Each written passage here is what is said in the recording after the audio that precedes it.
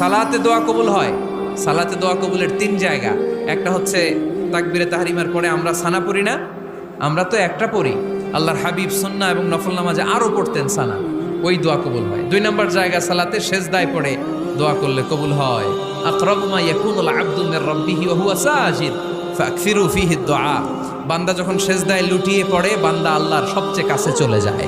তা কিন্তু বিশ্বনবী বলে, সেজদাটা তোমার রবের কুদরতি পায়ের উপরে পড়েছে।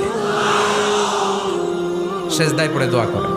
সালাম ফিরানোর আগে বিশ্বনবী দোয়া করতেন, লা ইউসাল্লিমান্না আহাদুকুম হাত্তা ইয়াতাআওয়াযা মিন আরবা'a। আল্লাহর হাবিব বললেন, চার জিনিস থেকে পানাহ না আছে আমার কোন উম্মত যেন সালাম না ফিরায়। তারা যেন পড়ে, আল্লাহুম্মা ইন্নী আউযু বিকা মিন আযাবিল কবর, আউযু বিকা মিন আযাবি জাহান্নাম, আউযু বিকা মিন ফিতনাতিল মাহইয়া ওয়াল মামাত, আউযু বিকা মিন ফিতনাতিল মাসিহিদ দাজ্জাল। আল্লাহ কবরের আযাব থেকে বাঁচাও, আল্লাহ জাহান্নামের আগুন থেকে বাঁচাও, আল্লাহ জীবন